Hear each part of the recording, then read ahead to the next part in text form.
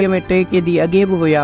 जन मां हिकु नौजवान बि हुयो जंहिं मूंखे सुञातो हुयो, पर मूं खेसि उन वक़्तु कोन सुञातो, छाकाणि त मुंहिंजी ज़हनी हालत बिल्कुलु ख़राबु हुई। मूं रुॻो उन वक़्तु एतिरो महसूसु कयो त हिन जो आवाज़ु मूंखे ॿुधल थो लॻे।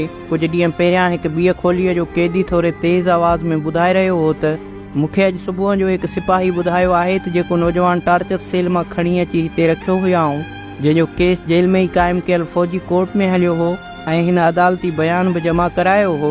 जंहिं ॾींहुं हू बाइज़त बरी थी जेल मां आज़ादु थी जेल जे मुख्य दरवाज़े खां निकिरी रोड ते मस चढ़ियो हो त खेसि उतां ॿीहर खंबियो वियो ऐं उन जो नालो अलॻि हो।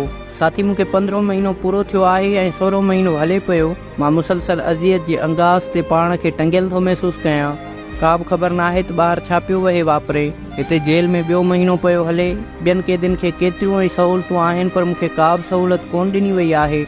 मूंखे उन कैदीअ सां हिन वक़्तु रखियो वियो आहे जेको 3 क़त्लनि जे केस में उमिरि कैद जी सज़ा काटे रहियो आहे ऐं मूंखे दहशतगर्दीअ जा केस हणी उमिरि